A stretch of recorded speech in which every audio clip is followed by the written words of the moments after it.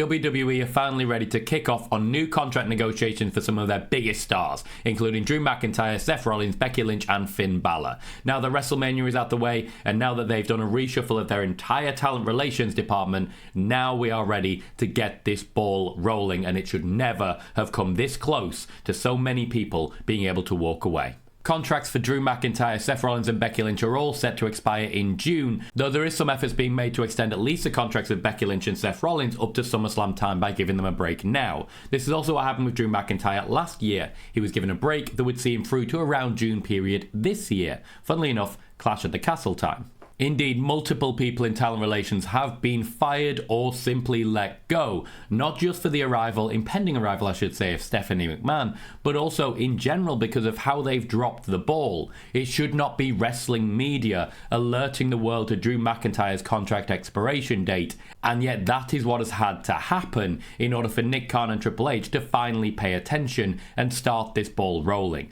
They were waiting until after WrestleMania, they've already got some free agents signed, they were worrying about the deal for CM Punk, that's got over the line, Netflix, that's got over the line. It's time to bear down, really fat dog this, and get these contracts over the line. Let's talk about who's actually going to re-sign and who's going to walk away.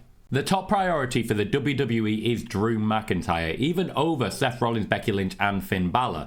Drew McIntyre has been essentially alerting wrestling media to his predicament for the last year or so to try and get this new deal over the line. He did take a break after last year's WrestleMania, which means that his current contract extends into June. It would have already expired if not for that break. His initial deal was only going to go until WrestleMania, and then he was going to have to walk away into the sunset. Instead, the WWE has been very, very clever with this one. I can confirm that every other wrestling company basically in the world is interested in Drew McIntyre's signature, but I don't see him going anywhere. He has made clear what he needs from the WWE in order to sign a new deal, and the WWE has actively bent over backwards to give him that. Also, a huge stroke of luck came his way that he prayed for, and it happened.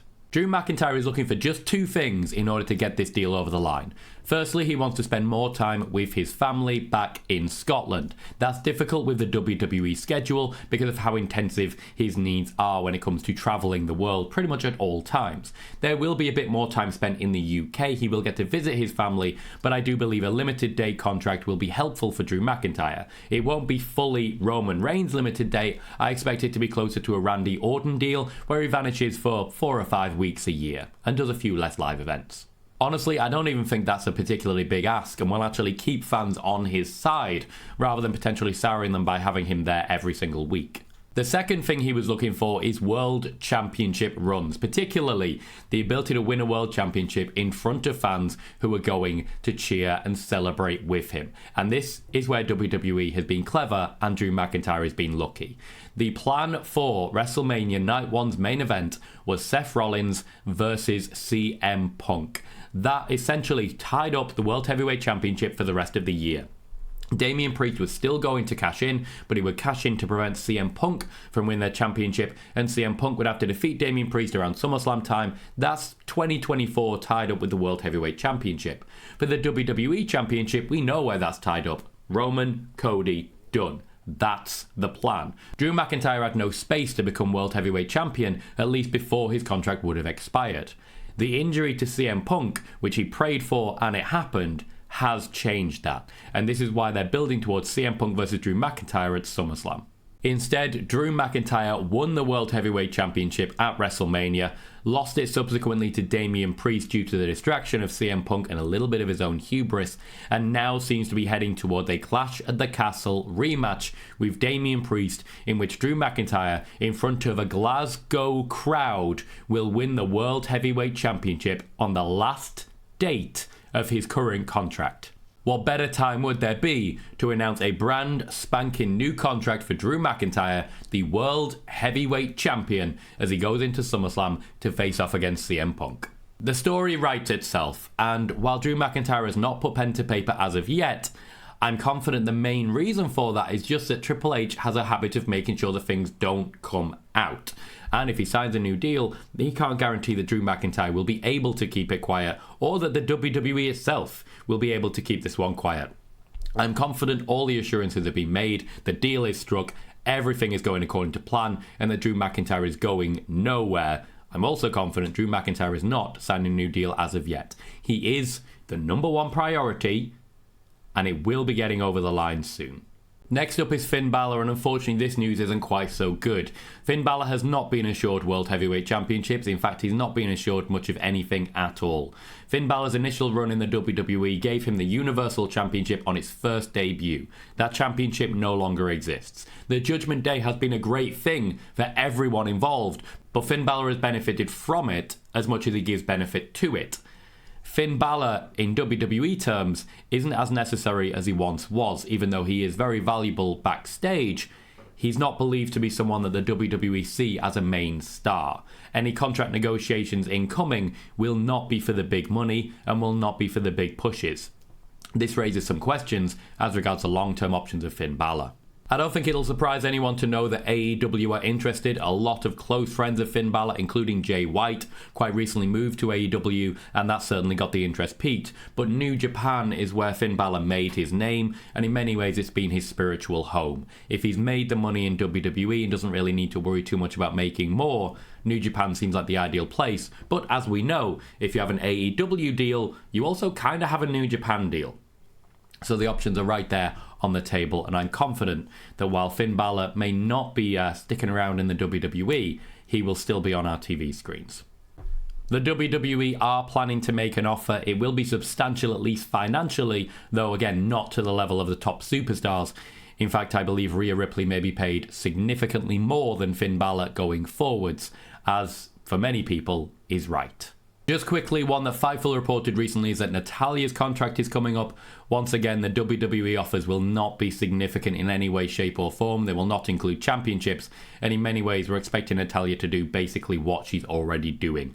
I don't expect that there are many better options out there for Natalya, though she could do an incredible job really honing that AEW women's division. I do think WWE in a production role will be of value to her.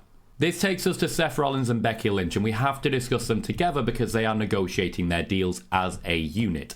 This is a very professional contract negotiation. Now, they are both taking a break at this point in time. Seth Rollins does need some time to heal a banged up knee. Becky Lynch is embarking on a bit of a book tour and trying to build her name in that regard, and it's working for her. That time off should extend their contracts up to around Summerslam time, giving the WWE some time to work with. WWE, as you might expect, are incredibly determined to get these contracts over the line. And to my knowledge, neither Seth Rollins nor Becky Lynch has much interest in leaving, but we do have to revisit limited date contracts. You see, Roman Reigns had a lot to answer for. His contract was there for a number of different reasons. First and foremost, it was during the pandemic when he was immunocompromised and could not be in play. With this in mind, the contract was signed knowing that those limited dates would be mostly used up during that period.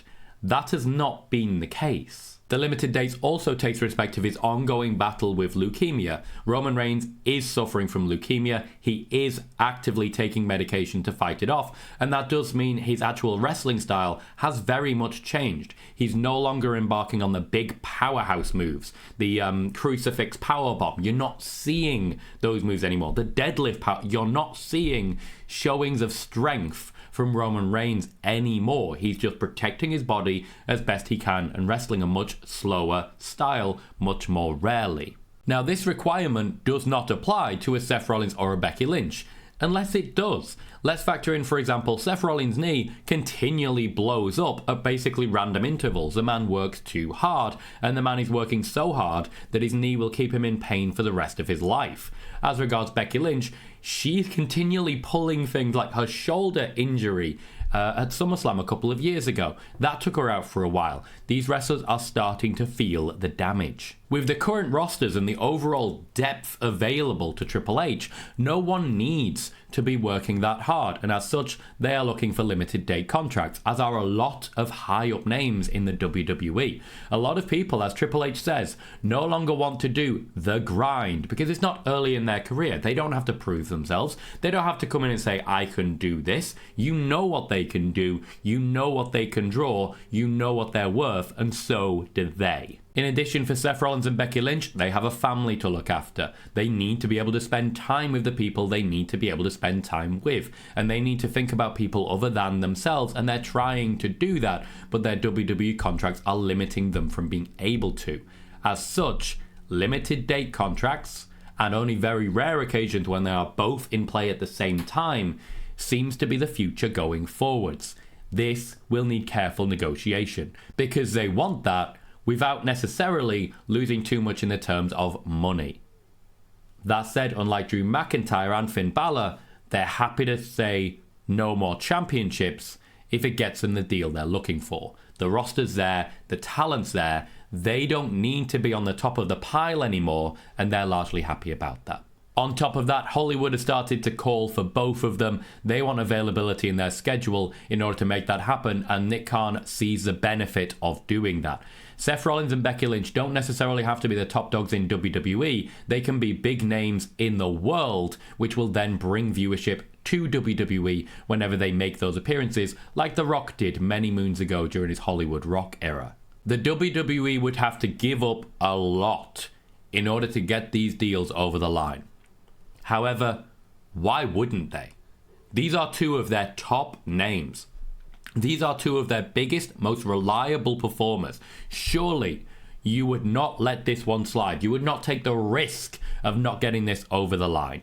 At least if I'm Triple H, it is a monumentally stupid decision not to get this signature. They have until SummerSlam to make it happen, and they have plenty of options available. Key to these signatures is the return of Stephanie McMahon, who's incredibly valuable when it comes to talent relations, when it comes to working with the women in the locker room and engaging with them directly, and also in general when it comes to the media and philanthropic ventures. Stephanie McMahon is hugely valuable. Stephanie McMahon, it's believed by many, would have been able to sign Sasha Banks back to the WWE, and that's had an impact in the reshuffle incoming for talent relations. There are now gaps available for Stephanie McMahon to step into, and she will be doing so. While this is far from integral for everyone, when it comes to Becky Lynch and Seth Rollins, Stephanie McMahon is believed to be invaluable in getting this deal over the line.